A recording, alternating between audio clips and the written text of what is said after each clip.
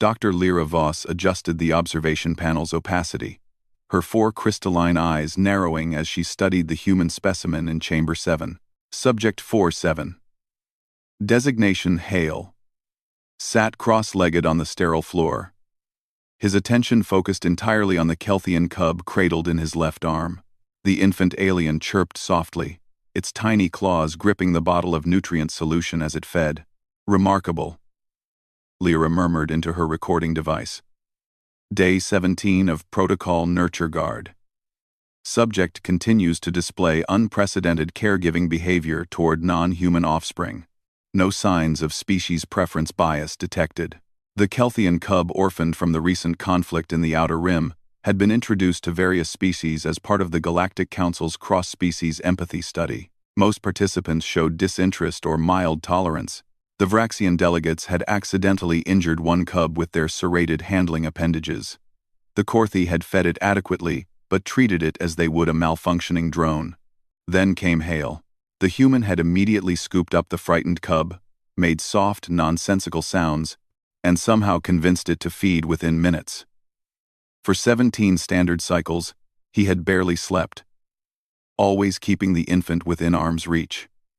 He sang to it an activity Lyra's species found baffling. He rocked it. He checked its temperature with his bare hand pressed to its forehead, a gesture whose medical accuracy was questionable, but whose intent was unmistakable. Beginning threat response assessment, Lyra announced to her research team scattered across the observation deck. Initiating protocol, Apex 3. Her assistant, a young Methodian named Crix, twitched nervously. Dr. Voss, are you certain? The simulations suggested a 73% chance the human will abandon the cub to engage the threat directly. That's precisely what we need to verify, Lyra replied, her chitinous fingers hovering over the activation sequence. Humanity's reputation as warriors is well documented. But can they protect while nurturing? Can they be gentle and lethal simultaneously? She pressed the control. A panel in the chamber wall slid open with a pneumatic hiss. The combat drone emerged, a standard military-grade unit, armed with plasma projectors and reinforced plating. Its sensors locked onto Hale immediately, threat assessment algorithms painting him as the primary target. Hale's head snapped toward the sound. His body language shifted in an instant, shoulders squaring, muscles tensing, but his left arm remained perfectly still. Cradling the cub, the bottle tilted at precisely the same angle. Not a drop of milk spilled. The drone advanced, servos whirring, weapons charging with an audible whine. Subject should retreat or attack. Crix muttered, reviewing data streams. Those are the logical responses. He's not moving. But Lyra saw what her assistant missed. Hale wasn't frozen. He was calculating. The human's right hand dropped to his boot in one fluid motion, drawing the small blade he'd been permitted as part of his personal effects, a ceremonial piece, they'd assumed, barely 6 inches long. His eyes never left the drone. The cub continued feeding, oblivious, making small, contented sounds. The drone fired. What happened next would be analyzed in galactic military academies for decades to come. Hale twisted his torso 45 degrees, the plasma bolt missing him by centimeters. The cub remained perfectly positioned in his left arm, the bottle steady. His right hand snapped forward, and the knife whistled through the air, embedding itself in the drone's primary optical sensor with such precision that Lyra's breath caught in her throat.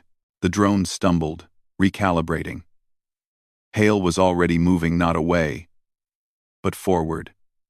He closed the distance in 3 strides. His left side, the side cradling the cub, angled away from the threat. His right shoulder slammed into the drone's chassis, and his freed right hand found the exposed junction where the weapon arm connected to the torso. There was a screech of metal, a cascade of sparks. Hale wrenched the arm free with raw strength that made Crix gasp. He spun, using the severed limb as a club, battering the drone's processing core until it collapsed in a smoking heap. Silence fell over Chamber 7. Hale stood over the destroyed drone, breathing hard, his right side scorched from a glancing plasma hit. His left arm had never shifted position.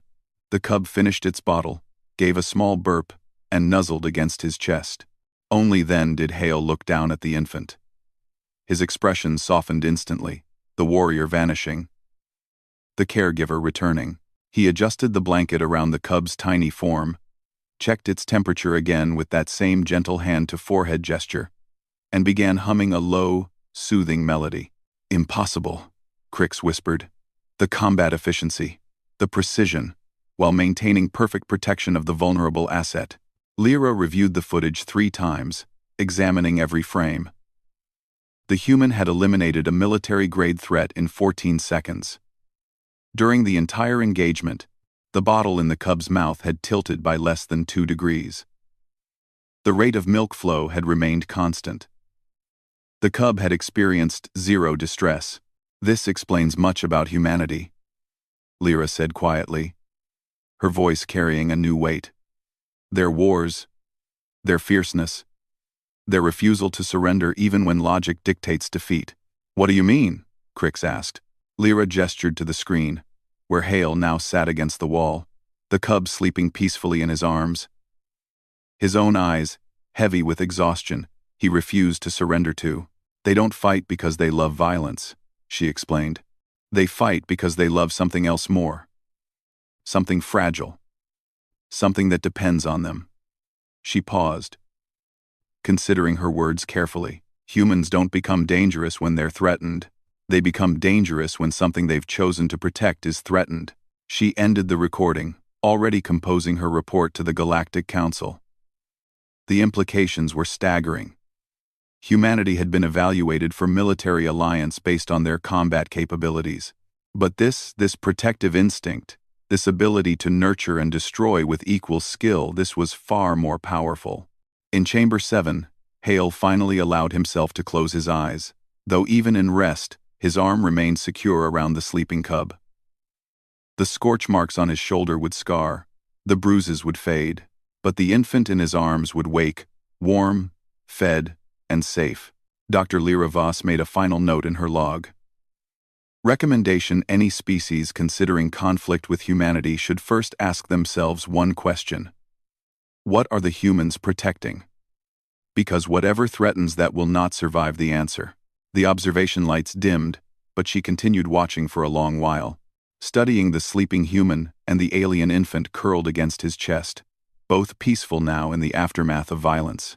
And she understood, perhaps for the first time, why humanity terrified their enemies so completely.